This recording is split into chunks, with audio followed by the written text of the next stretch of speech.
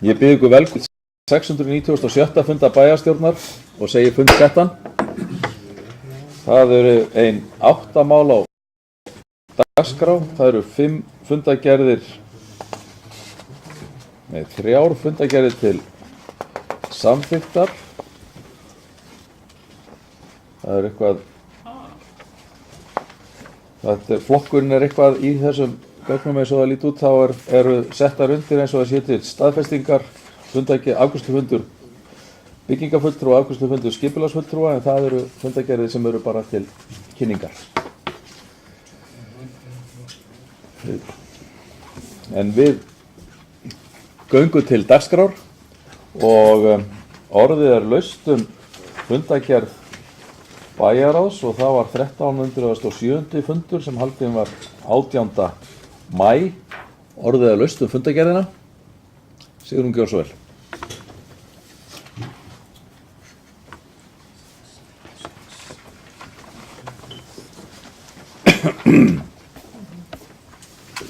Já, ágæti forseti, ég kem hér fram undir máli númer 3. Erindi íbúahreyfingarinnar endurbætur og göngustíg við Varmá.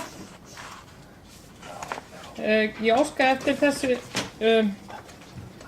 umræðuefni á dagskrá bæjarráðs til þess að fara aðeins yfir stöðuna í þessu máli, hvað þessu máli liði. Það er þannig mál með vexti að í fjárhagsáætlun þessa árs er gert ráð fyrir álitlegri upphæð til lagfæringa á bökkum og stíg meðfram Varmá. Sumarið komið og óskaði íbúahreyfingin því eftir umræðu stöðu málsins í bæjarráði. Framkvæmdastjóri umhverfissviðs mætti á fundinn og fór yfir undirbúninginn með okkur. Umhverfissvið hefur lagt töluverða vinnu í þetta mál og er meðal annars búið að vinna verkáætlun sem send var til umsagnar Umhverfisstofnunar og Hafrannsóknastofnunar. Mig langar aðeins að segja frá stofnunum telur æskilegt að við framkvæmdir verði lögð áhersla á að vernda annars vegar vatnsfalli og hins vegar lífríki árinnar. Hanna ætti að nýju farveg árinnar þannig að bakkar verði náttúrulegri og bakkagróður nái að verja næsta umhverfi árinnar í vatnavöxtum. Til að draga úr áhrifum flóða mætti einnig skoða hvort unnt væri að gera lón ofar við ána til að draga úr flóðtoppum. Til að unnt verði að móta nýjan farveg þarf að grísja og fjarlægja tré til að nægilegt pláss skapist við ána og göngustíg meðfram henni. Umhverfisstofnun telur mjög mikilvægt að litið verði til lengri tíma og varanlegri lausna en gert hefur verið til þessa við Varmá. Í umsögn Hafrannsóknastofnunar sem áður var kölluð Veiðimálastofnun eða hét Veiðimálastofnun eða sem sagt það búið að flytja Veiðimálastofnun undir hatt Hafrannsóknastofnunar er talað nauðsyn þess að bakkar verði með leyfi tilvitnun og svo framvegis.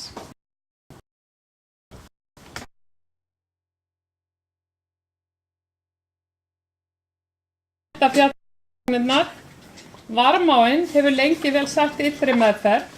Umhverfi árinnar þykir samt einstætt og íbúunum þykir vænt þetta svæði og vilja gjarnan að sveitamörkum til að endurheimta lífríki, svo sem gróður, fiska og fuglalíf og bæti aðgengi almennings að ánni. Út á það líka ganga umsagnir sérfræðinga hjá Umhverfisstofnun og Hafrannsóknastofnun. Í íslensku lögum er almenningi tryggður umferðarréttur meðfram ám og vötnum og svo hefur það lengi verið. Þegar framkomið óskir íbúa og sumarhúseigenda á 9. og 10. áratug síðustu aldar að sveitarfélagi deiliskipulegði svæði meðfram Varmá, setti Mosfellsbær kvöð í skipulag umferð gangandi meðfram ánni. Og þetta staðfest í deiliskipulagi sem sagt frá Reykjalundavegi að Húsadal og svo í mjög vönduðu umhverfisskipulagi sem var gefið út hér í Mosfellsbæ 1998 og svo deiliskipulagi líka einstaklega lóða þar sem gert ráð fyrir einföldu malastíg við ána. Sá stígur, hann þarfnast nú nauðsynlega varanlegra viðgerða, auk þess sem, eins og segir í umsóknunum, þarf að laga bakkana sem eru illa farnir, meðal annars vegna þess hvernig staðið hefur verið að framkvæmdum í farvegi og við bakkana og líka út af náttúruhamförum, sem sagt flóðum. Á fundi í bæjarráði nýverið komu fram hugmyndir að endurdeiliskipuleggja allt svæði meðfram Ármanni. Það teljum við íbúar mega engan tíma missa, auk þess sem það væri íbúum sem gjarnan vilja njóta þess að ganga meðfram ánni mikil vonbrigði að þurfa að bíða svo lengi. Sá kafli sem í verstu ásigkomulagi ekki langur og sú fyrirhöfn og sá kostnaður sem hlýtist af endurdeiliskipulagningu því hvorki þá íbúa né verkefnisins. Bæjarstjórn nú þegar búin að ánafna verkefninu peningum á þessu ári og því finnst okkur ekki eftir neina að bíða. Á fundinu kom líka fram að stöku landeigandi setur sig upp á móti framkvæmdunum. En aðrir hafa lýst sig reiðubúna.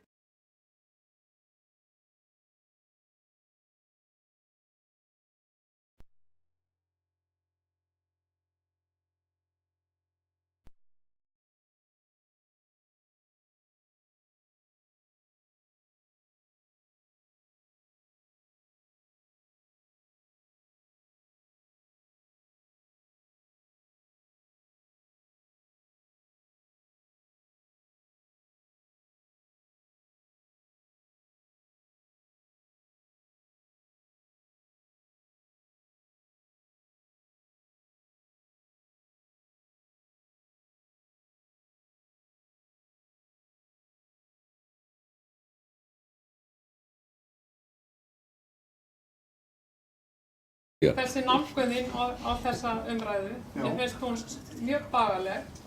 Hún hins vegar alveg hárrétt. Bæði. Gjör svo vel.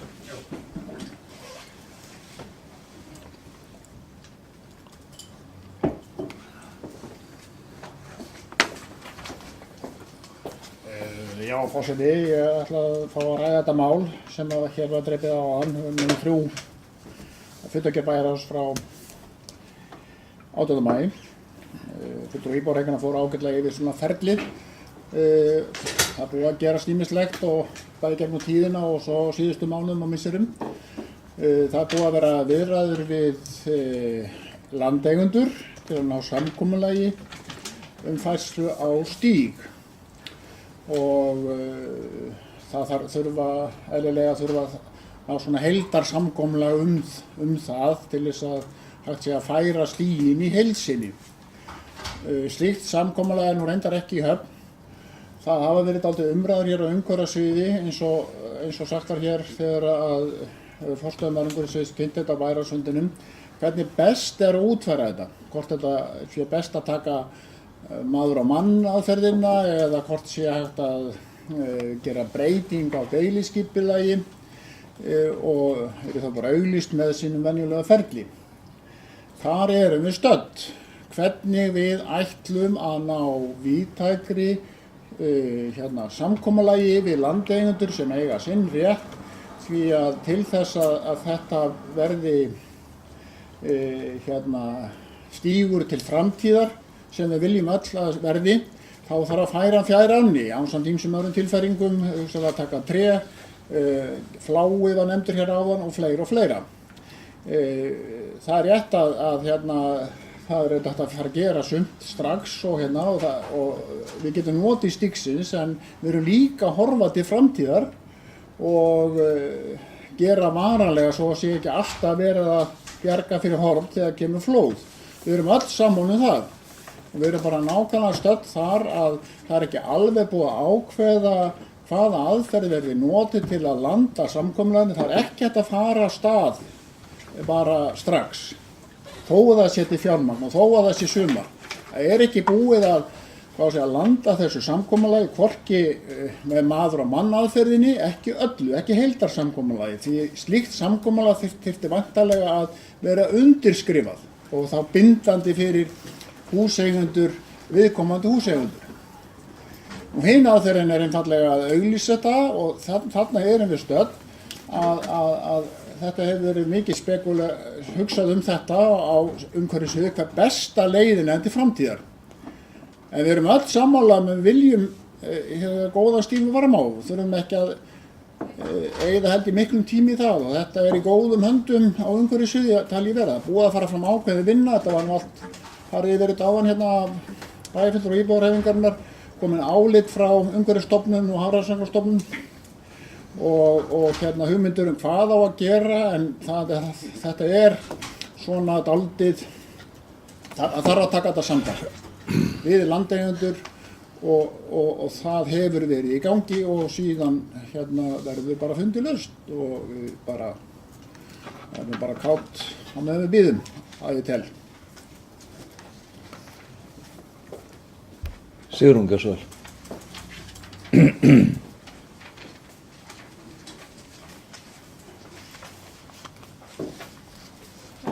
Já, ágæti forseti. Mér langar að draga tilbaka tillöguna sem ég var með áðan. Ástæðan er einfaldlega sú að þessar hugmyndir endurdeilisskipulagningu alls svæðisins eru víst bara svona einhverja hugmyndir sem sagt ekki eru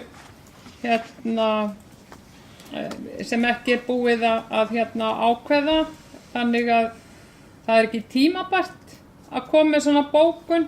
Ég er náttúrulega bara glöð yfir því ef að það að halda áfram með þetta verkefni og reyna að nýta sumarið til þess að gera eitthvað við stíginn vegna þess að það er ófremdarástand á sumum stöðum við stíginn, sérstaklega þar sem að plantað hefur verið stórum öspum eða þar sem plantað hefur verið öspum mjög nálægt árfarveginum. Þar er sleipt og hált á rótunum af því að það eru berar við ána og aðgengi bara ekki gott og bara slysahætta. Og svo er náttúrulega auðvitað mjög gott að ná samkomulagi, en ég held að það væri skynsamlegra að byrja á þessu verkefni þar sem samkomulag er fyrir hendi og halda síðan áfram þaðan. Fleiri sem æskja þess að ræða fundargerð bæjarráðs frá 18. maí. Haraldur, gjör svo vel. Ekki þetta mál þó. Já, gjör svo vel. Ég er að koma hérna bara aðeins undir lið númer 5, rekstur deilda, janúar til mars. Það var lagt fram rekstraryfirlit deilda, þar að segja bæjarsjóðs, fyrstu 3 mánuði ársins. Og það kemur fram að tekjur hafi numið 2.811 milljónum og gjöldin 2.643 milljónum. Og því hefði rekstra niðurstaða tímabilsins án fjármagnsliða verið jákvæð 168 milljónir og að teknu tilliti til fjármagnsliða þá er hún jákvæð 90 milljónir sem er svona þriðjungi betri niðurstaða en gert var ráð fyrir í fjárhagsáætlun tímabilsins.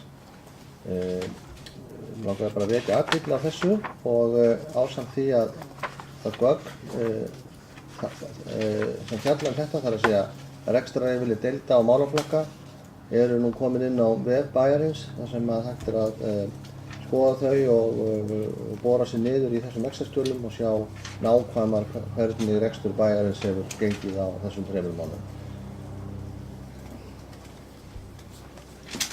Fleiri sem vilja ræða fundargerð bæjarráðs frá 18. maí? Ef ekki, þá er umræðu lokið. Þeir sem að samþykkja fundargerðina kjósa að gefa merki. Takk fyrir, hún er samþykkt með 9 atkvæðum. Þá tökum við fyrir fundargerð 216. fundar menningarmálanefndar sem haldið var 24. maí. Orðið er laust fundargerðina. Kolbrún, gjörðu svo vel.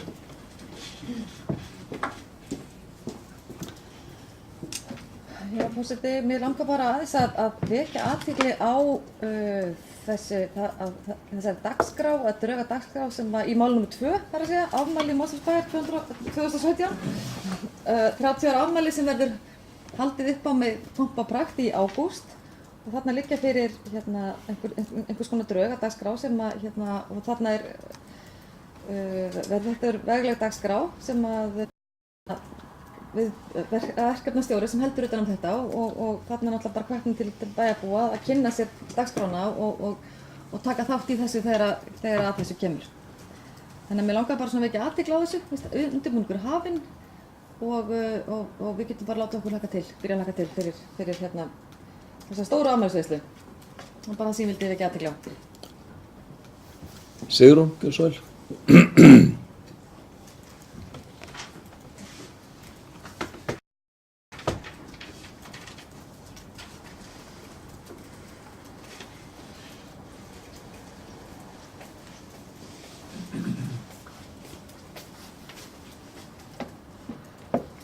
Já, ágæti forseti, ég kem hér fram undir máli nr. 9. Það er... Fyrirgeðu, það eru bara 3 mál á dagskrá í fundargerð menningarmálanefndar. Heyrðu, ókei. Ég bara ruglast, fyrirgeðu. Fleiri sem vilja ræða fundargerð menningarmálanefndar? Ef ekki, þeir sem að samþykkja kjósa að gefa merki. Takk fyrir, hún er samþykkt með 9 atkvæðum. Þá tökum við fyrir fundargerð 437. fundar skipulagsnefndar sem haldin var 27. maí. Anna Sigríður, gjörðu svo vel.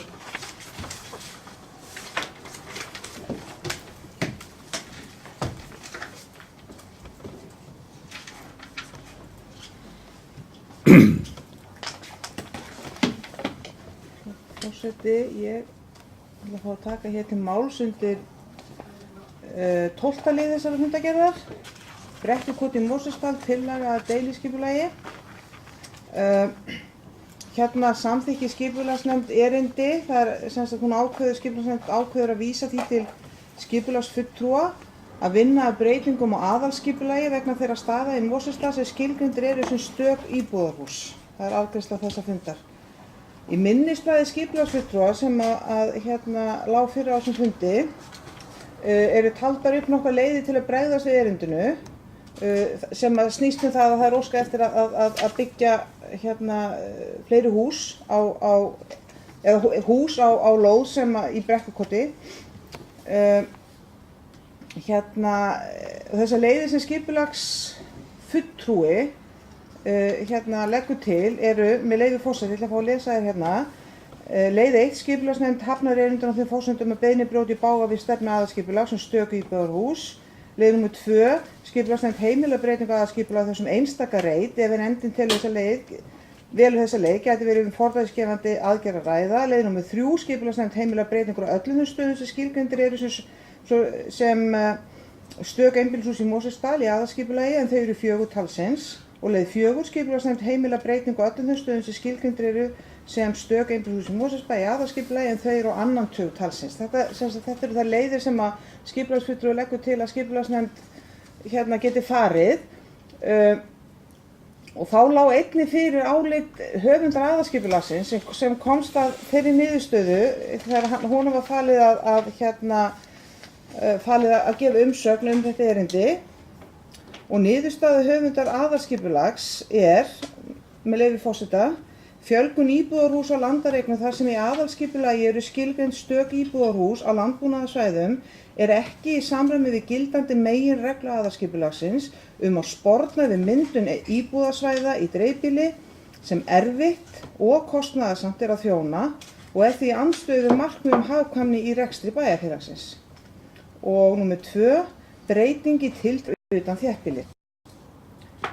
Og nú spyr ég, sko, hvað var til þess að nefndin skipti skoðun vegna þess að þetta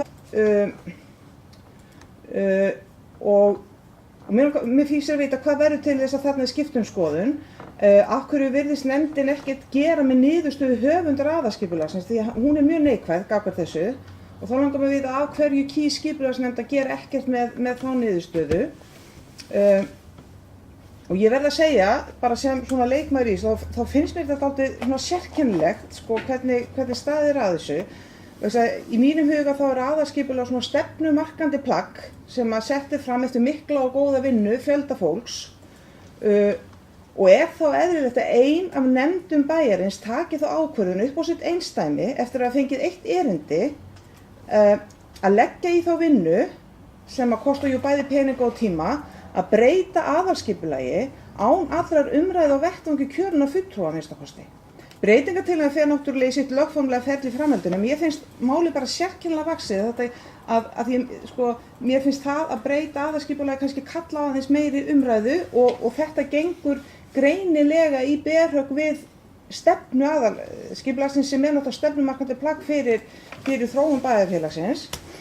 En auðvitað það þannig að mannanna verkur breytingum undirorpin og þannig að aðalskipulag tekur breytingum, en mér finnst bara alltaf sérkennilegt hvernig þetta mál kemur fyrir og eiginlega mín höfuðspurning til þeirra fulltrúa í skipulagsnefnd sem sita þennan bæjarstjórnarfund sko hvernig skipulagsnefndin rökstuður það að hafa breytt skoðun í málinu, en eins og ég sagði áðan þá kom þetta sama erindi og ég held ég fari rétt með, það hafi verið í desember og þar hafnar skipulagsnefndin erindinu, það kemur aftur og það sem erindi frá þessum aðila, það sem óskað eftir að skipulagsnefnd breyti reglunum og þá fer þessi vinna af stað, en það ekkert gert með álit aðalskipulagshöfundar, en mér finnst þá vanta rökstuðning nefndarinnar fyrir að hafa breytt svona skoðun.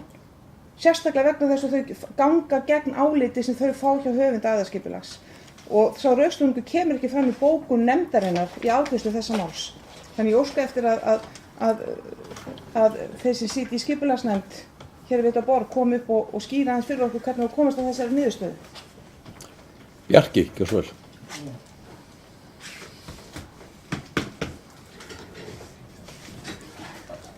Ég bæja fulltrúi og fulltrúi í skipulagsnefnd til þess að ræða þetta sama mál.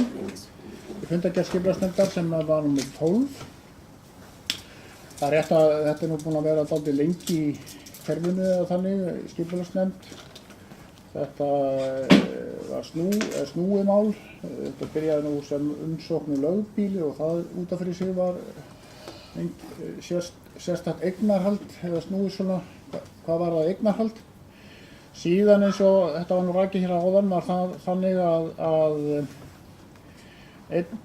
að hérna íbúi í Mosfellsdal, norðanverðum dalnum, þar sem nú reyndar skilgreint landbúnaðarsvæði, óskaði eftir að fá að byggja einbýlishús á sinni lóð, nýtt einbýlishús, bæta einu við, sem sagt.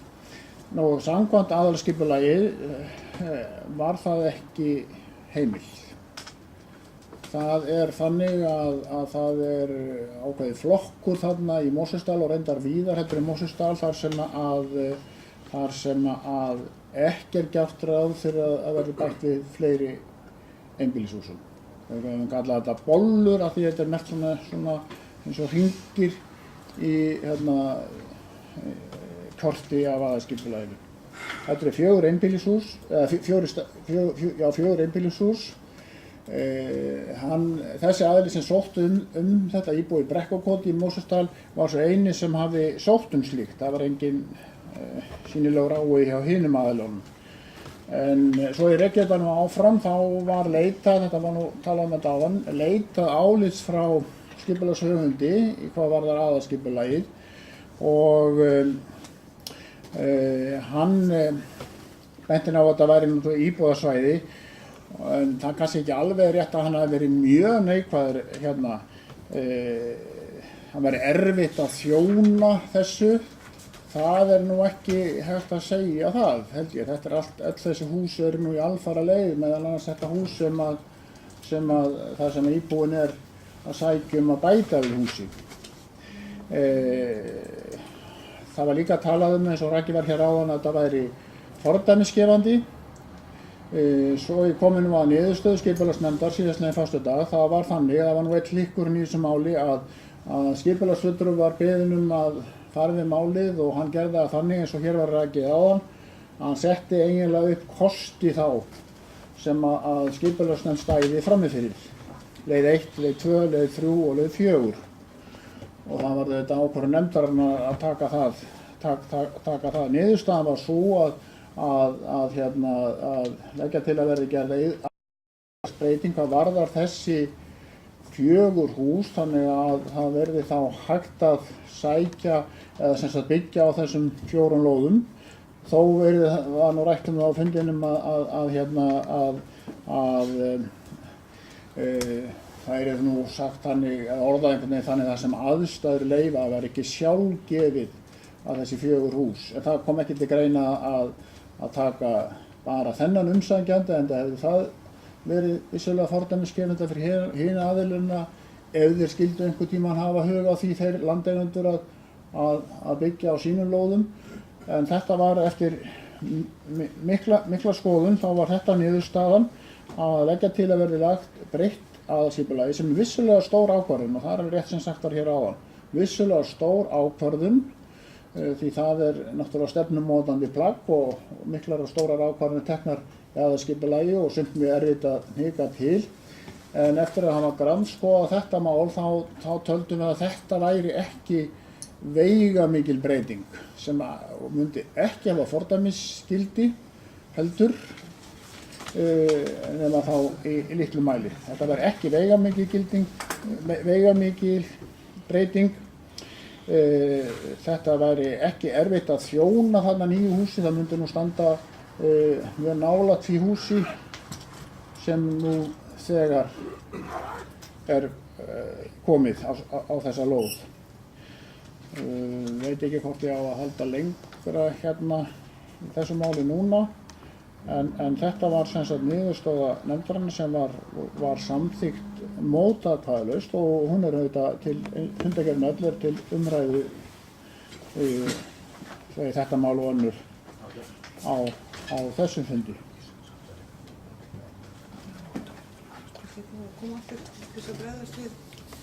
Já, það er engin annar búinn að biðja orðið, gjörðu svo vel. Forseti, já, takk fyrir þetta, bæjarfulltrúi Bjarki. Ég verð að segja að mér finnst ekki alveg ljóst hvaða rök nefndin hafði fyrir þessari breytingu í máli Bjarka. Þetta hlýtur að hafa fordæmisgefandi áhrif vegna þess að það er talað hér að þarna eru húsin 4, alls eru þetta 20 eitthvað hús í Mosfellsbæ. Og ef ég fæ að vitna aftur í umsögn höfundar aðalskipulagsins, þá stendur hérna að vitna í kafla 4.2 í aðalskipulagi Mosfellsbæjar í umsögninni og svo kemur fram markmið með fyrrgreindum skipulagsákvæðum í aðalskipulagi Mosfellsbæjar er að sporna við myndun þéttara íbúðabyggðar í dreifbýlinu og vernda hefðbundið byggðamynstur og yfirbragð byggðar í sveitinni. Ef heimildir verða rýmkað sem leiðir til fleiri íbúðarhúsa á lóðum landareignu verður eðlisbreyting á landnotkun. Táknarnir hringir með lit sem staðfesta tilverurétt einstakra íbúðarhúsa frá fyrri tíð með viðbyggingur og endurnýjunar heimildum breytist í raun í íbúðarsvæði sem skilgreina það nánar í deiliskipulagi. Já, mér finnst, vegna þess að mér finnst þetta stór ákvörðun að fara út þessa aðalskipulagsbreytingu og ég verð að segja, þó ég þakki Bjarka fyrir að koma hér upp og að þá náði ég ekki alveg á hvaða rökum nefndin byggði þessa ákvörðun sína að fara að halda áfram þetta mál. Theodór Gjörsvöld. Forseti, skil mæta vel það sem kemur hefur við ræðið hérna og bæjarfulltrúi Sigríður hefur verið að víkja að. En munurinn kannski á leið 2 og 3 við gátum auðvitað valið ekki að ræða en þess vegna völdum við 3. Það er skipulagsnefnd heimilar breytingar á öllum stöðum sem skilgreindir sem stök einbýlishús í Mosfellsstað í aðalskipulagi. Og eins og Bjarki vekja á þá eru þetta 4 bollur og til dæmis það sem við erum að samþykkja núna það er ekki mikið landareign. Þannig að þetta var mikil umræða einmitt og vikið að þessum sem þið nefndið á 3. tug eða 21 eða 2 svona dæmi þessar bollur innan sveitafélagsins og það er að segja að þetta nær ekki til þeirra, heldur bara þessara 4 bolla þarna megin í dalnum. Þess vegna tókum við ákvörðun að fara leið 3. Takk. Fleiri sem að æskja þess að ræða fundargerð skipulagsnefndar, Sigrún Björnsvel. Er það þetta mál? Nei. Fleiri sem vilja ræða þetta 12. mál, Ólafur Ingi Björnsvel. Forseti, ég get ekki skilið annað en að þetta geti verið mjög víðtækt fortíðarskeðandi. Nú er ég ekki svo sem neitt sérstaklega löglærður og veit ekki þetta, en eins og ég les þetta, að þá finnst mér þetta algjörlega að bjóða upp á það. Og mér finnst að nefndin hafi ekki rætt þetta nægilega vel og mér finnst ekki koma frá neitt rökstuðningur í hennar bókun fyrir þessu máli sem mér finnst þetta að vera stórmál. Ég myndi vilja leggja það til að þessu lið var vísað aftur til nefndarinnar til frekari úrvinnslu og umræðu. Þá minnsta kosti að fara tækifæri til þess að skila þessu frá sér með einhverju rökstuðningi sem er skiljanlegur okkur sem að fáum þessar fundargerðir. Á ég von á skriflegri tillögu? Bara senda vísa þetta aftur í nefndarina, það er ekki flókið. Já. Þetta formið til að... Já, hann ítrekka það. Hann byggði fundarhlé. Það er ósku fundarhlé og það er orðið við þeirri. Björnsvel. Forseti, hér endaði ég mál mitt áðan rétt fyrir fundarinn með því að leggja fram tillögu það að vísa hér að þessu máli sem við erum að fjalla í skipulagsnefndinni aftur nefndarinnar. En í ljósi þeirra umræðu sem að fór hér fram í fundarhlénu þá hef ég ákveðið að draga þá tillögu tilbaka og leyfa þetta verður þá bara rætt áfram á þessu nótu. En ég verð samt að segja eins og að ég hef ennþá mínar efasemdir það að hér sé ekki mjög víðtækt fordæmisgefandi mál að ræða. En ég kannski, ég veit ekki hversu margir eru sammála mér í þeim efnum en það verður bara komið í ljós. Ég hef allavega vísar efasemdir. Theodór Björnsvel.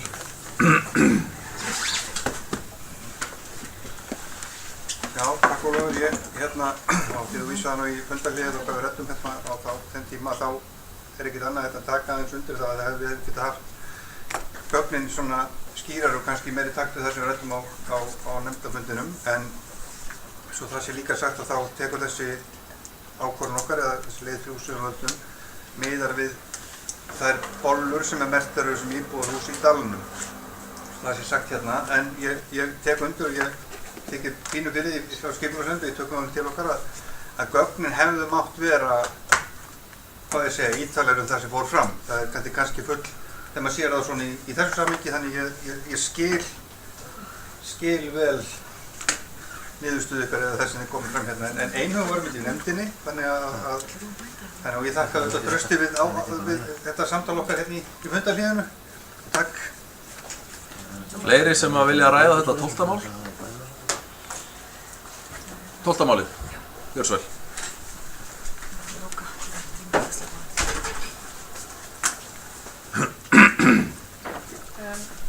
Já, ágæti forseti, þessi umræða, hún vekur hjá mér þá spurningu hvort ekki sé komið bara tími til að búa til gott deiliskipulag fyrir dalinn.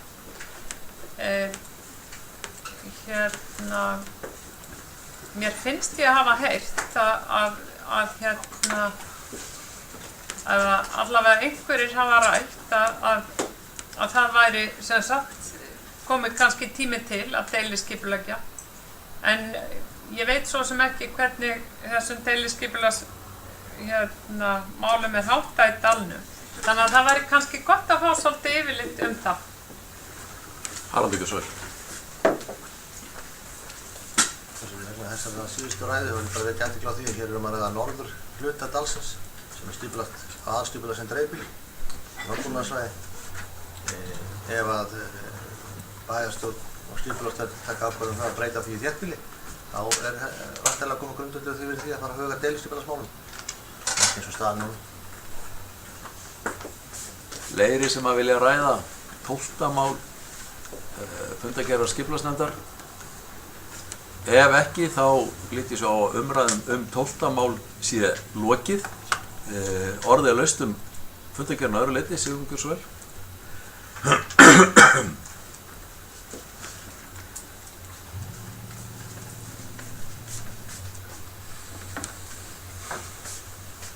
Já, ágæti forseti, ég kem hérna fram undir 9. máli. Það er uppbygging á lóðum í miðbæ Mosfellsbæjar. Og þetta mál er í rauninni ánægilegt því þarna er íbúi í Mosfellsbæ að senda inn athugasemdir við auglýsingu breytingar á deiliskipulagi miðbæjarins. Það er sem sagt breytingar á lóðinni Háholt 17-19. En það er lóðin sem er næst krónunni. Kringlan er vist ekki komin hingað. Umsögnin er mjög fagmannlega unnin og okkur íbúahreyfingunni þykir ástæða til að leggja við eyra. Þessi íbúi, hann byrja á því að lista upp breytingarnar í tölum sem er verið að gera þarna og segir síðan frá því hvað afleiðingar þær muni hafa. En breytingarnar eru þær helstar að lóðin stækkar 1300 fermetra. Bílakjallari, hann minnkar 2000 fermetra.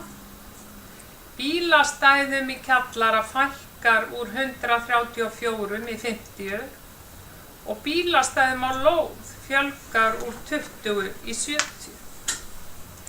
Nýtingarhlutfalli fer úr 1,2 í 1,75 samkvæmt þessu sem hann segir. Og það sem ég langar að gera til að gera langa sögu stutta, að langa með að flytja hér bókun með þessu máli. Hann lét til sín taka í skipulagsnefndinni fulltrúi íbúahreyfingarinnar í þessu máli og þetta er mjög í takt við hans hugmyndir og okkar það hvað á að setja í forgang í miðbænum og bókunin hún hljóðar svo. Bæjarfulltrúi íbúahreyfingarinnar tekur undir athugasemdir íbúa við auglýsingu breytingar á deiliskipulagi miðbæjarins að breytingar á lóðinni Háholti 17-19 sem er lóðin næst krónunni. Í greinargerð færi hann rök fyrir því að svo virðist vera að í greinargerð færi hann rök fyrir því að svo virðist vera að skammtímasjónarmið meiri hagnað af framkvæmdinni ráði för frekar en metnaðarfull viðleitni til að styrkja götumyndina og skapa aðstæður fyrir blómlegt mannlíf í miðbæ Mosfellsbæjar. Ef breytingarnar ganga eftir verður miðbærinn eitt samfellt haf af bílastæðum.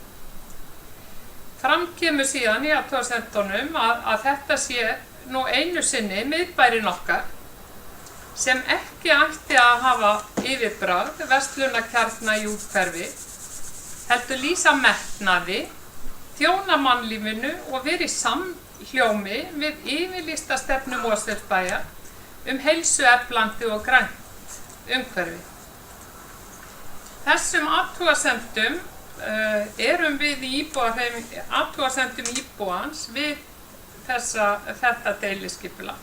Erum við og höfum við lengi verið hjartanlega sammála og við teljum að taka beri tillit til þeirra. Ég sendi þér bókunna, Sigurður. Takk fyrir. Theodór, gjörðu svo vel. Forseti, kannski rétt að nefna að ekki það að ég ætla að leiðbeina neinum hér en En að ræða athugasemd að maður lesi yfir það sem við tókum ákvörðun í nefndin og bæjarfulltrúi Íbúðahreyfingarinnar minntist á afstöðu hennar fulltrúa í nefndinni, en þess ber að geta þó að niðurstaðan í þessu máli, sem er nr. 9, er þessi: samþykkt að vísa athugasemdir skoðun hjá skipulagsfulltrúa og höfum deiliskipulagsbreytingarnar. Það er að segja, skoðun okkar allra á þessu var ekki til umræðu, heldur það að við ætlum að fá erindi þessa íbúa sem kom með athugasemdir núna í vinnslu hjá okkar fagfólki og síðan kemur frá sviðinu niðurstaðan af því. Ég held að vera gott kannski að bíða með bóku þá að það liggur fyrir, ekki nema þetta sé alltaf staðreynd. Hitt er að í athugasemdinni þá er ágætis athugasemd og vel unnin og allt góð með það, en þá finnst mér persónulega að hún tengist dálítið mikið því sem þarna er fyrir, svona eins og krónuplanið sé komið til að vera og sé hérna eina alþekkta stærð og verði þarna allan tíð. Þannig að þessi bílastæði sem þarna eru kannski hlutfallslega fámi af þessum eru við krónuplanið í dag, að krónuplanið sé ríkjandi. Það er að segja önnur bílastæði með ekki koma.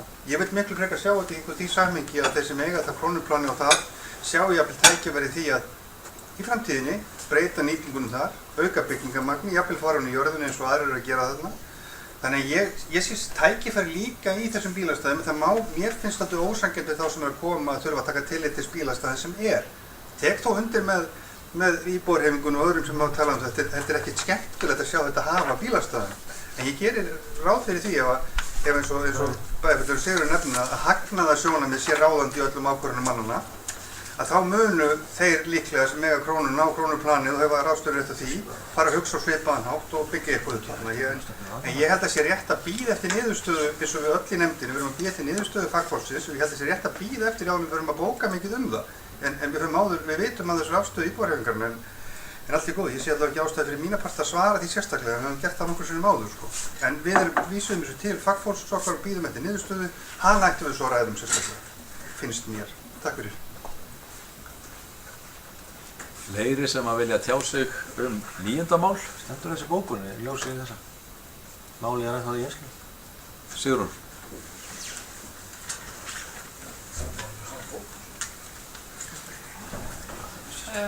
Já, ágæti forseti. Já, í þetta sem náttúrulega ég standa við mína bókun. Mér finnst þetta er svona bara hugsað til að skýra hlutina og segja íbúðum svolítið frá því hvað hvað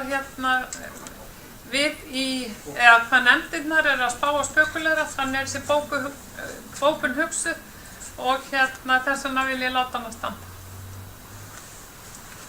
Ég legg til að við gerum fundarhlé. Við gerum fundarhlé. Við hefjum þá fund að 9. Bjarki, gjörðu svo vel.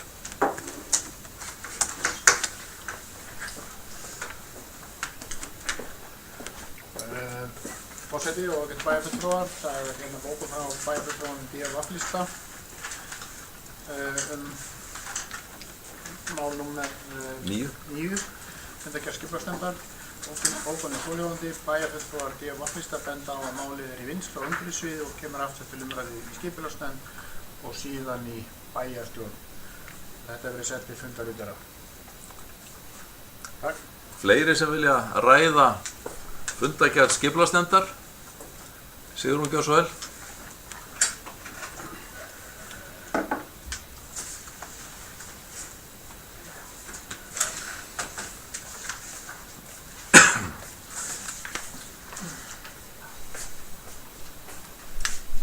Já, ágæti forseti.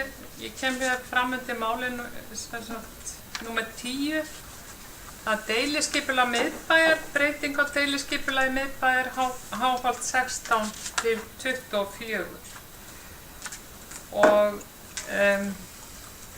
það mætti þarna á fund skipulagsnefndar arkitekt, Ask arkitekta, og gerði grein fyrir skipulagsbreytingunu og það eru mjög skilmerkileg gögn með þessari tillögu.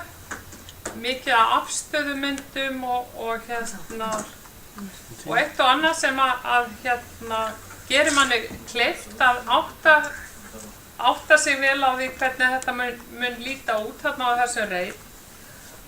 Og við náttúrulega íbúðarhreyfingunni erum mjög ánægð með það. Okkur hefur stundum fundið svolítið vanta upp á það að fá góð gögn til að mynda okkur skoðun á þeim tillögum sem uppi eru. En við teljum samt að það sé of mikið fyrir miðbæinn að hafa 5 hæða hús, svona miðað við aðra byggð, að hafa 5 hæða íbúðir á þessu. Það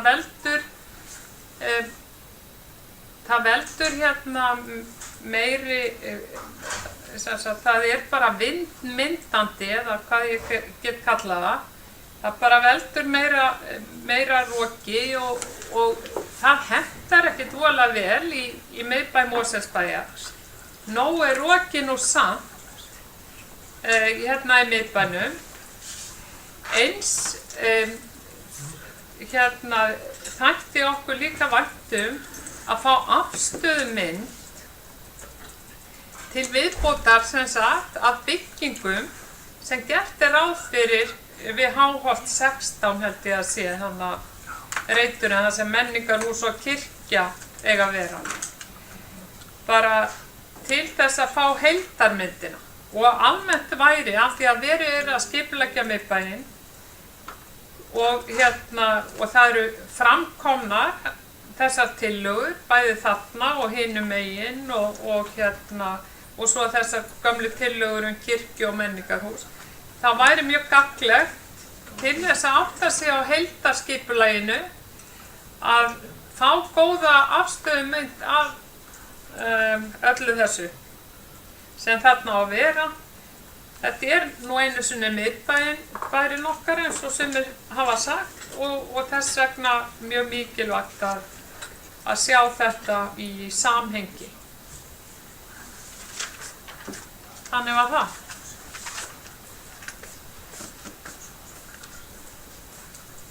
Fleiri sem að vilja tjá sig þetta 10. mál?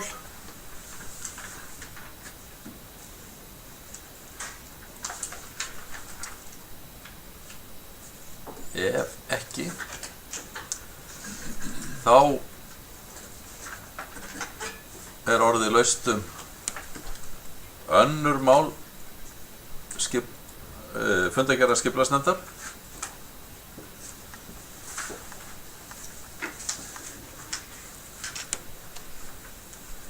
Sigrún, gjör svo vel.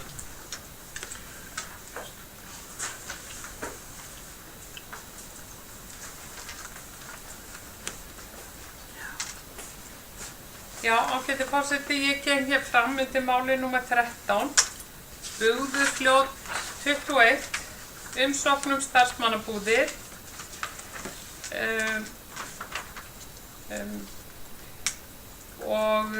Þarna er sem sagt verið að óska eftir því að bæta við þessa byggð sem er þarna upp á Tungumelum á lóð Ístaks 44 íbúðum.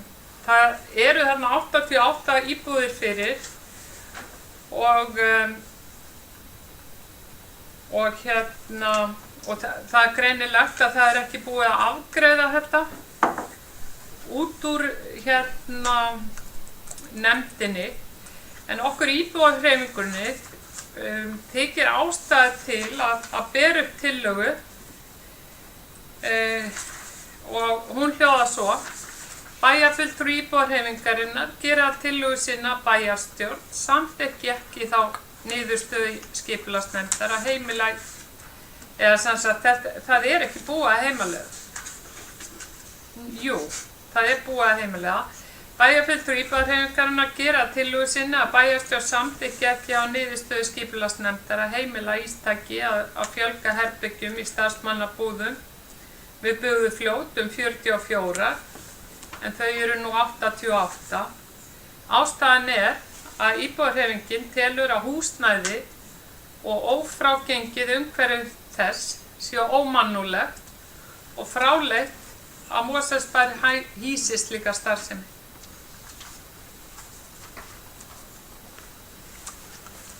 Haraldur Björnsson.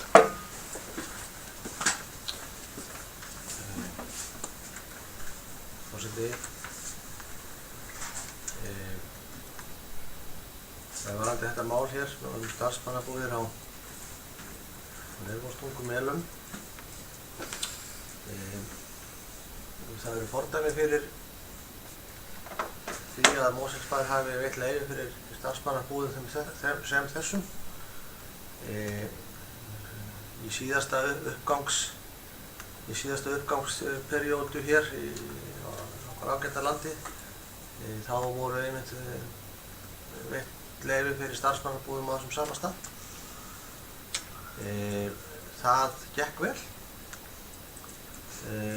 Það var að mati bæjarstjórnar þá og með sér fórum þá manninga í vettvangsskoðun til að skoða aðstæður þarna á þessum stað. Vel að því staðið.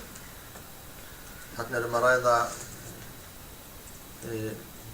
sama fyrirtæki, það er fyrirtæki á sama meiði, sama grunni, Ístak, sem er eigandi af Böðursholti 21. Ég fyrir mitt leyti sé ekkert því til fyrirstöðu að það verði leyfð fjölgun á starfsmenn sem þarna muni búa, enda verði vel að því staðið og í þeim anda sem að við þekkjum þetta fyrirtæki hafa gert. Og til þess höfum við okkar eftirlitsaðila, byggingafulltrúa, skipulagsfulltrúa og heilbrigðisfulltrúa til þess að fylgja því eftir að þessu sé vel staðið. En ég held að það sé engin ástæða til þess að efast að það verði ekki. Og ég mun nú leggja til að þessi tillaga verði ekki samþykkt, þar að segja að verði fellt að þessi tillaga verði ekki samþykkt sem að hérna liggur fyrir frá skipulagsnefnd.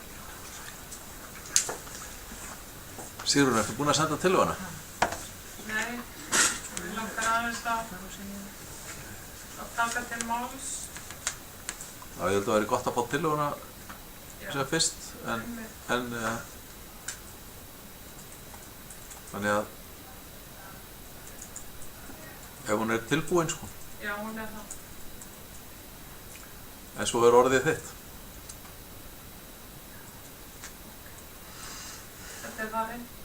Eða nei, ég sendi sjálfrunni þetta. Einu sem áttar.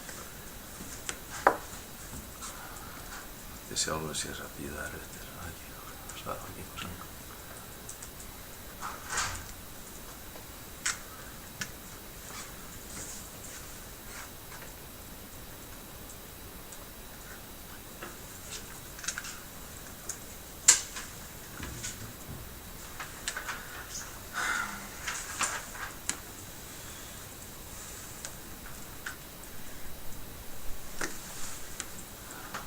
Nú er þetta að fara í loft.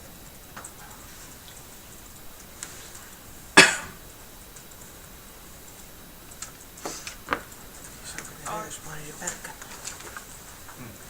Þú fækir með veðurspáin í Gjörðu svo vel.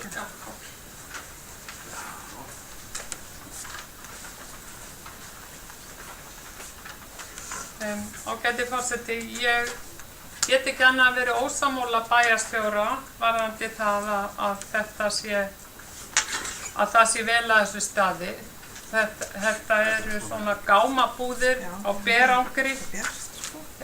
Lóðin, þegar ég allavega fór þarna síðast, það var reyndar í mikilli rigningu, þá var lóðin er bara algjörlega ófrágengin og eins óvistlegt og nöturlegt umhverfi eins og hugsast getur.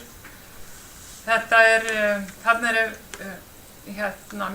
mjög lélegar almennu samgöngur, nánast engar.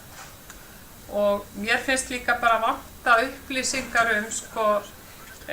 það segir í starfsleyfinu eða leyfi Mosfellsbæjar varðandi þessa byggð að þarna vinni eingöngu menn sem eru að vinna í Mosfellsbæ. mér þætti vænt að vita hvernig eftirliti með því háttað á vegum bæjarins. Þetta teljast vera svona búðir. Þetta ekki okkur til sæmdar að hýsa svona búðir í sveitafélaginu. Af því að þetta svona myndum við ekki búa sjálf. Og við erum að nýta okkur erlent vinnuafl í uppbyggingu á Íslandi og förum svona með það. Skiljum þessa erlendu verka eftir út á berangri, í kulda og trekki.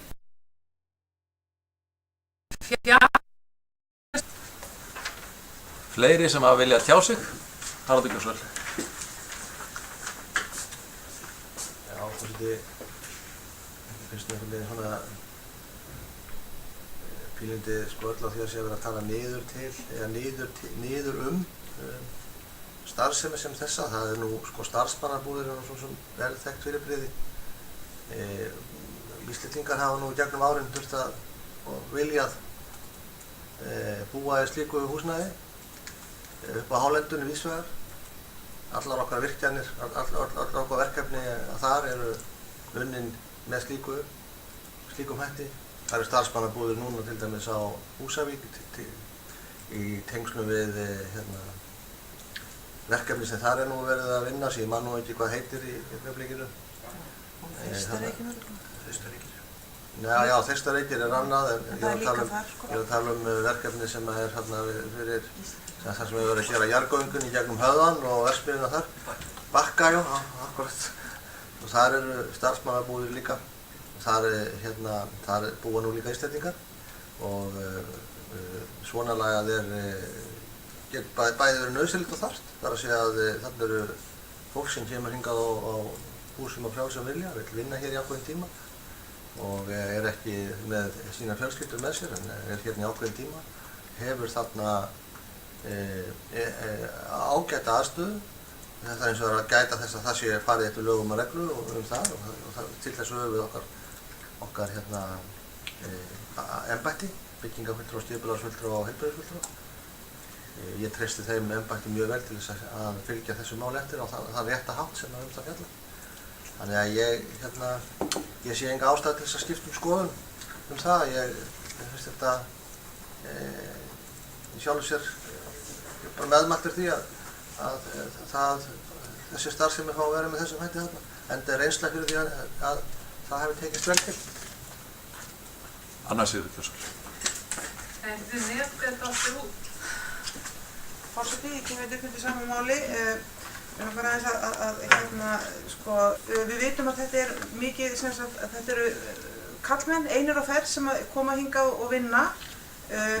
Ég verð að segja að mér finnst til sóma þegar fyrirtæki býr, hvað ég segja, að því við vitum að mjög víð í samfélaginu býr fólk sem kemur erlendis frá til þess að starfa hérna við ömurlegar aðstæður. Í allskyns hræðilegu húsnæði, það erum við ekki að horfa á hér. Auðvitað kannski myndi mig ekki langar til að kaupa mér herbergi hérna og búa, en það eins og hér hefur komið fram, svona híbýli hafa verið þarna í nokkur ár. Það gilda lög og reglur aðbúnað fólks við eins og hér hefur komið fram. Það eru hér embættismenn sem sjá til þess að það sé farið af þeim lögum og reglum og við erum að tala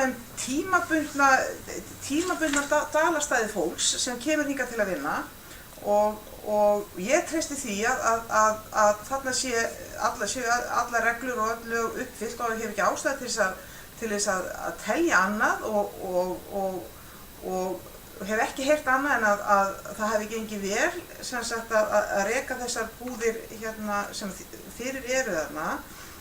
Ég þekki persónulega fólk sem bara bókstaflega borð og barnfælt, ekki bara á Íslandi, heldur bara í Mosfellsbæ. Og það fer út á land og vinnur og það vinnur og býr í svona búðum.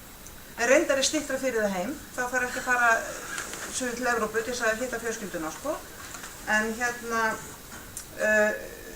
ég sé ekki ástæðu til þess að vera á móti þessu með þau rökum sem hér hafi verið borið fram. Meðan þörf er á öllu þessu vinnuafli og þessu fólki, ég ætla ekki að segja vinnuafli er fólk, sko, við ekki gleyma því, að þá held ég okkar skylda að reyna að hugsa það að það sé þó búið þokkalega vel að fólkinu meðan það er hérna. Og þarna held ég að þetta fyrirtæki sem ræðir í þessu erindi, að það sé að leggja sig fram að gera það. Bjarki.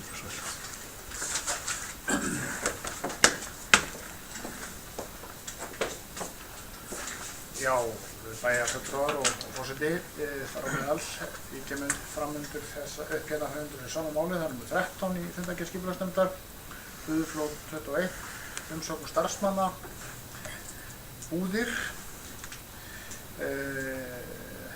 Það er nú búið að fara svolítið yfir þetta, það eru þarna 88 íbúður og hugmyndin að fjölga þeim 44.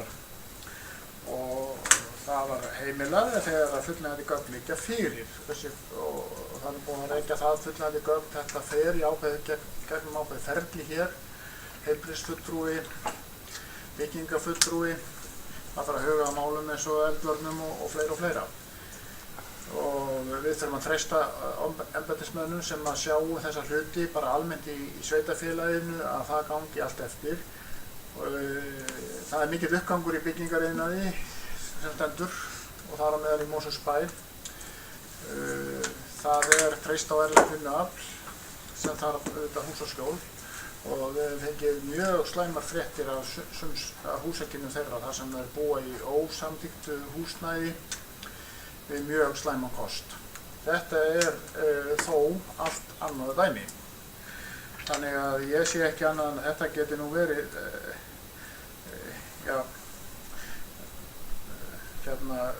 betra heldur en sem margir búa við og er ekki gott. Auðvitað eru þarna félagsleg vandamál eins og allstaðar í samfélaginu. Við gerum okkur alveg grein fyrir því. Það er bara fylgir okkur mannfólkinu. En þetta er nú staðan sem við erum svolítið að horfa fram á Íslandi í dag, þar á meðal í Mosfellsbæ.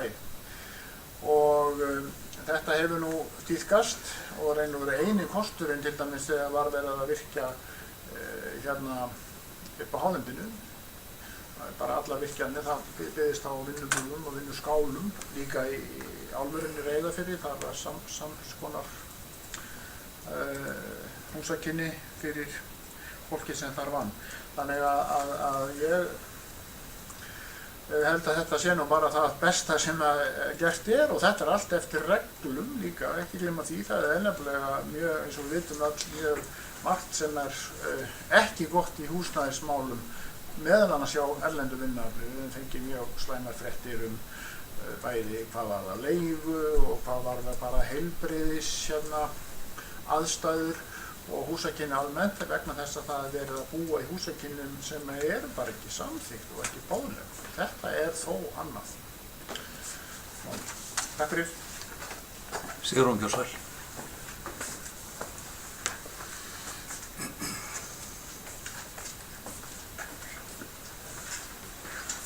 Ágæti forseti, heilbrigðiseftirlitið, það sér fer þarna annars slagið í eftirlit. Mér langar til að lesa eina skýrsluna sem hér undir höndum frá því í 2014, lok árs 2014. Niðurstaða eftirlit. Húsnæði búnaður. Í kaffiaðstöðu er ósléttur og laus gólfdúkur í lofti við inngang þar sem liggur rafmagnskapall upp á næstu hæð, er leki og spólaplata í lofti alveg ónýtt vegna fúa. Númer 2. Umgengni 3. Lykt í kaffiaðstöðu var slæm. Sennilega kemur lykt frá fullum sortpoka.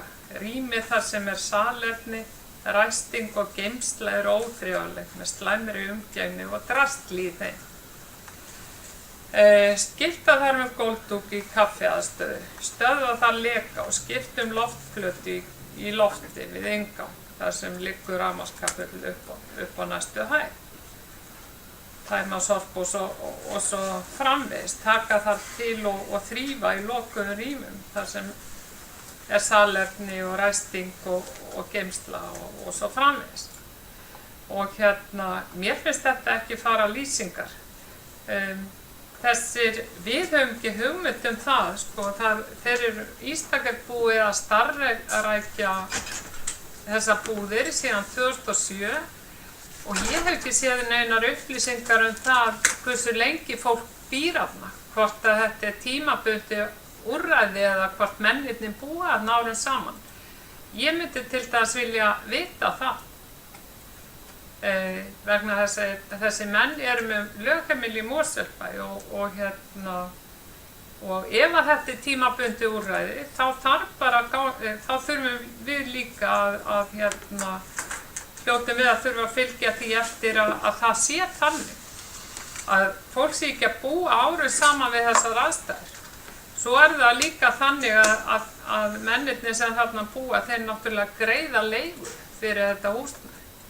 Og þannig að þetta er ekki bara einhver góðgerðarstarfsemi fyrirtækisins, það er náttúrulega að sjá til þess að þeir hafi vinnuafl sem ekki er til staðar hérna á Íslandi. En engar síður þá er aðbúnaðurinn og ég hef heyrt frá fólki sem fara hefur þannig uppbyttir að þetta sé ekki kræsilegar vistarverur. Ólafur Ingi Ingvarsson.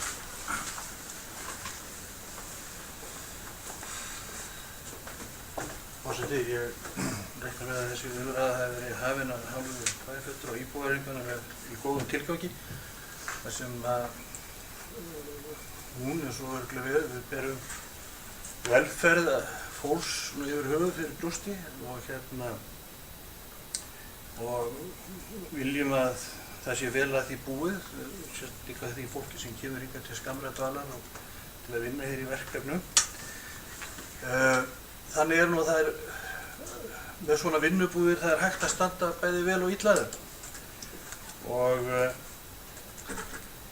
ég gef mér það eftir hafði það eftir aðeins sem fór í þessu skoðunarferð sem bæjarstjórinn minntist á hér áðan, sem var farin hér fyrir nokkrum árum í þessar vinnubúðir, að það hefði bara aðbúnaði verið bara nokkuð góður.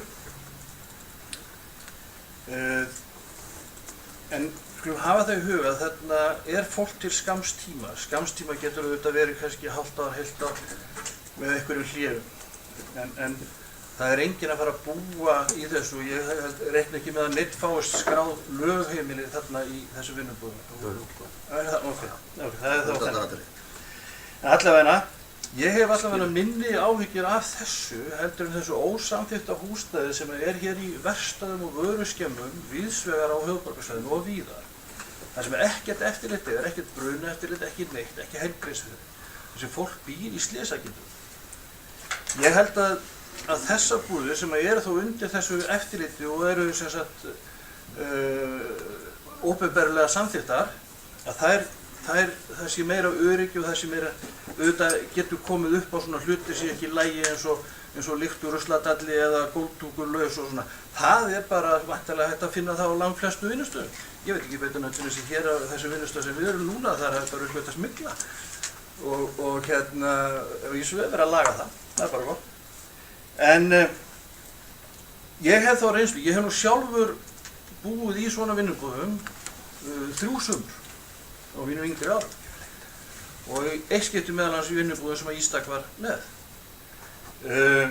Ég get ekki sagt að þetta hefur verið ómannúðlegar aðstæður. Það er sko víðs fjarri. Auðvitað er þetta ekki það sama og búa heima hjá sér. En ég veit ekki betur en að Ístak hafi staðið vel að svona vinnubúðum, hvort sem það hér eða erlendis, vegna þess að þeir hafa líka verið með svona erlendis. Og það eru mörg fyrirtæki, ég þekki fólk sem er að vinna til dæmis í Noregi og býr í svona vinnubúðum. Og það er bara þetta er undir kontról. Þannig ég held að auðvitað er sjálfsagt mál og það er mjög eðlilegt að þau yfirvöld sem eiga að fylgjast með þessu fylgjast bara mjög vel með að þarna sé hlutirnir í lagi, geri athugasemdir og veiti fresti til þess að úr sé bætt. En ég reikna engan veginn með því að þarna við séu ómannúðlegar aðstæður. Þetta geta komið upp einhver einstök tilfelli sem eru löguð, en ég held að það sé miklu skynsamlegra að hafa svona starfsemi háða leyfum og samþykki bæjaryfirvalda heldur en þetta sé gert í leyfisleysi og einhverju pukur og fjarlaug þar sem eru slysagildrur sem geta með það sem slys geta orðið með ófyrirsjáanlegum afleiðingum. Þannig að ég held að þetta sé besta mál að samþykkja þetta. Fleiri sem að vilja tjá sig 13. mál? Ef ekki þá umræðum lokið og ég ber upp það mál og ég tel réttast að klára það mál þar sem það liggur fyrir sérstök tillaga í því máli og einhver sem óskar eftir að ég lesi tillögu M-lista íbúarhreyfingarinnar aftur, Sigrún las hana áðan. Engin óskar eftir að ég lesi hana. Þeir sem að samþykja tillögu M-lista íbúarhreyfingarinnar varðandi þetta mál gjör svo rétt hönd. Takk fyrir og á móti. Tillagan felld með 8 atkvæðum gegn 1. Orðið laust fundagerðina að öðru leyti en þeim máli sem þegar búið að ræða. Ekki ljóst að ég á móti? Þessu máli. Það búið að afgreiða þetta, síðan skal ég bera það upp sérstaklega á eftir afgreiðsluna. Fleiri sem æskja þess að taka til máls fundagerð skipulagsnefndar? Svo ekki, þá liggur fyrir óskum að það veri greitt atkvæði sérstaklega 13. mál. Þeir sem að staðfesta afgreiðslu skipulagsnefndar í 13. máli gjör svo gefa merki og á móti. Tillaga skipulagsnefndar í 13. máli er samþykkt eða staðfest með 8 atkvæðum gegn 1. Þá ber ég fundagerðina upp að öðru leyti. Þeir sem að samþykja hana gjör svo gefa merki. Hún er samþykkt með 9 atkvæðum. Því næst tökum við fyrir fundagerð afgreiðslufundar byggingarfulltrúa og það er 309. fundur sem haldið var 23. maí. Orðið er laust fundagerðina. Ef enginn kveður sig hljóðs, þá er umræður lokið og fundagerðin lögð fram. Þá tökum við fyrir fundagerð 19. fundar afgreiðslufundar skipulagsfulltrúa sem haldið var 18. maí. Orðið er laust fundagerðina. Ef enginn kveður sig hljóðs, þá er umræðin lokið og fundagerðin lögð fram. Því næst tökum við fyrir fundagerð 443. fundar stjórnar SSH sem haldið var 8. maí. Orðið er laust fundagerð stjórnar SSH.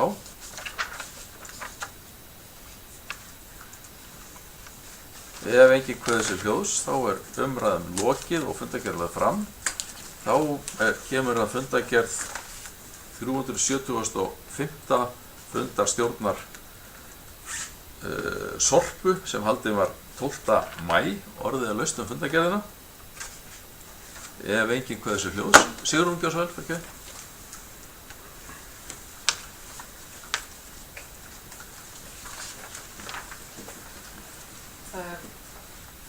Í fundargerð Sorpu, ágæti forseti, þar er fjallað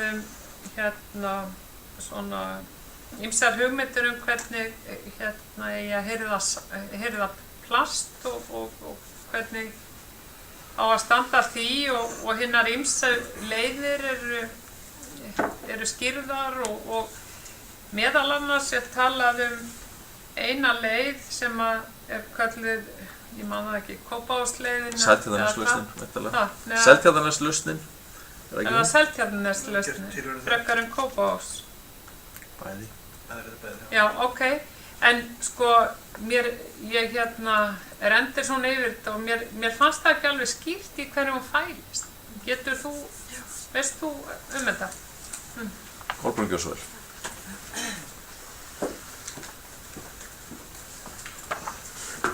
Já, ég skal svara þessu, Sigrún.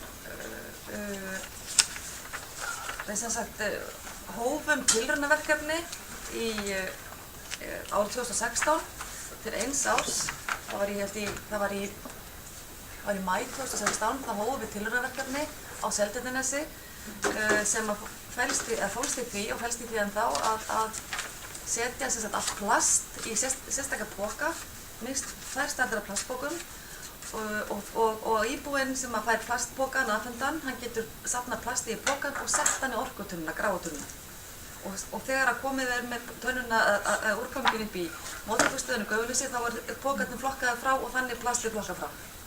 Það er leiðin sem að við höfum ákveðið stjórn Sorpu að fara í. Af því að þetta rauninni var gerðið tilraun í 1 ár á Nesinu á myndar Kópavogur og gerði annars konar vinnulag hjá sér. Það var bara að geta hent plastinu lausu í pappírstunnuna. En það er einhvers konar tilraunaverkefni líka, en það skapaðist sátt það og við munum hefja þá vegferð nú frá með 1. nóvember 2017 að íbúar í Mosfellsbæ og hér á höfuðborgarsvæðinu fái þessa sérstöku plastpoka til að byrja með allavega í einhver tíma, mögulega 1 ár eða 2 ár, að menn erum að venja okkur á það að setja plastið í sérstakar poka og þeir fá að fara í gráu lífrænu tunnuna. Þannig að seinna meira svo hugsunin að þetta geti farið bara í bara í hvaða plastpoka sem er og inn í orku tunnu. Svarar þetta spurningunni? Já. Notum fundaformið, þannig að ef það er fleira, þá gjör svo vel, Sigrún.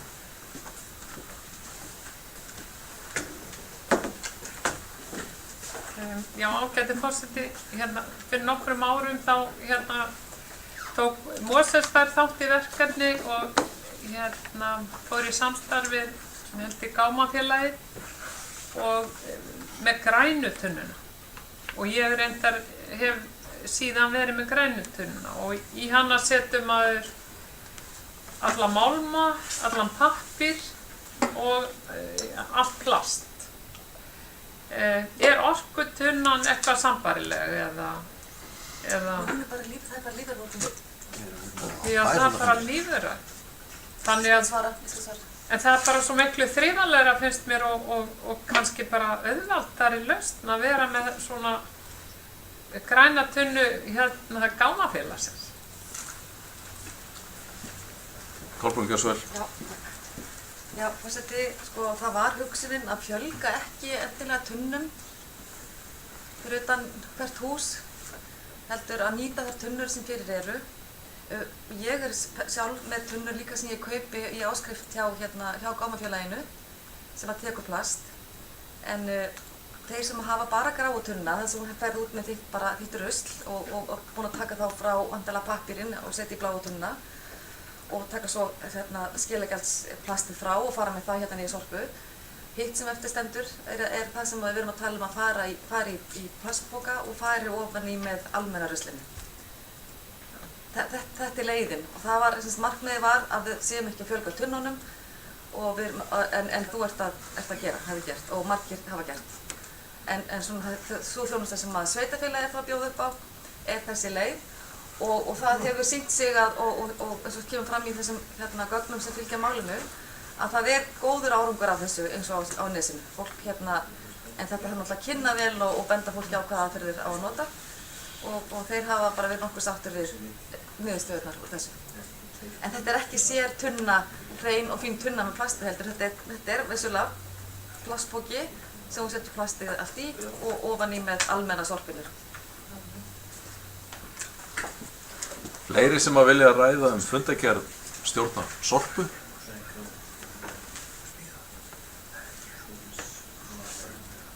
Og það er samt má ráða af þessari fundagerð að þetta verði tilbúið að ráðast í að heimila þessa leið á haustmánuðinum.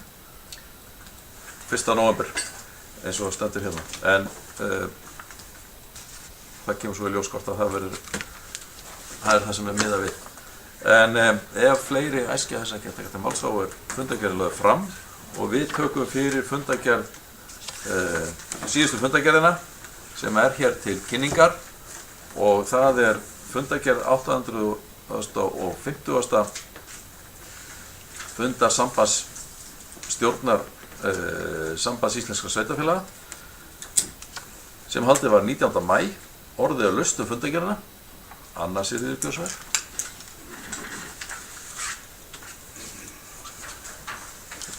Forseti, ég held að ég hafi komið upp undir fundargerð Stjórnarsambands íslenskra sveitarfélaga áður með þessa sömu athugasemd. Sko, þarna fáum við fundargerð og það sem er til dæmis 7. liður á dagskrá er mat á kostnaði við leikskóla frá 12 mánaða aldri og lengingu fæðingarorlofs. Það er lagt fram minnisblað mat á kostnaði við leikskóla frá 12 mánaða aldri og lengingu fæðingarorlofsins. Síðan er formann og framkvæmdastjóra falið að taka upp viðræður máli við félags- og jafnréttismálaráðherra á grundvelli þessa minnisblaðs og annarra fyrirliggjandi gagna. Við fáum engin gögn. Og mér finnst þetta eiginlega alveg ótækt að við séum að fá hérna kynningar einhverjar svona fundargerðir og við vitum ekkert hvað þetta fólk er að gera. Eða á hverju það byggir sínar ákvarðanir. Þannig að Hefur þið tekið á fundargerðinni? Hvernig hef ég hann? Hvað er notum fundarformið? Það var lítið nóg hjá sambandinu. Já, en mér finnst bara, sko, mér finnst eins og þegar við fáum frá SSH þá fylgir alltaf með, til dæmis, þetta lykilorð og maður smellir og maður fær öll gögnin. Það er ágætis uppsetning að þau hangi ekki og þau þurfi ekki öll að hanga við, en það sé bara mjög einföld leið að finna gögnin út úr fundargáttinu hjá okkur. Og ef það væri hægt að koma því fyrir þannig, þá væri það bara, fyndist mér til mjög mikill að bóta. Fleiri sem að vilja tjá sig fundargerð Sambands íslenskra sveitarfélaga? Ef ekki, þá er umræðu lokið. Fundargerð er lögð fram. Fleira liggur ekki fyrir þessu fundi. Ég þakka fundarsettuna og segi fundi slitið.